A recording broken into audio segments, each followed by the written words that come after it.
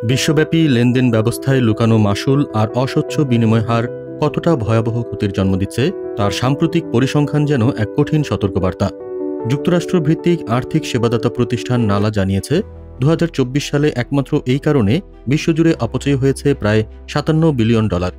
শুধু বাংলাদেশেই ক্ষতির অঙ্ক দাঁড়িয়েছে $148 কোটি, যা দেশীয় মুদ্রায় 18,000 কোটি টাকারও বেশি। প্রশ্ন হচ্ছে, এই বিপুল অর্থ কোথায় যাচ্ছে?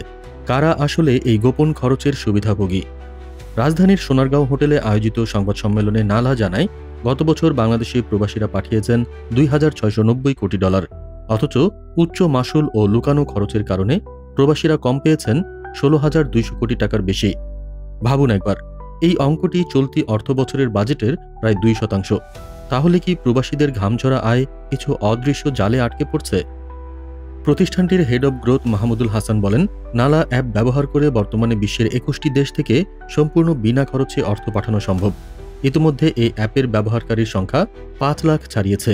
তাহলে প্রশ্ন জাগে, প্রবাসীদের জন্য স্বচ্ছ ও সাশ্রয়ী পথ যখন প্রযুক্তি দিতে পারছে, তখনও কেন লুকানো খরচের বোঝা বহন করতে হবে?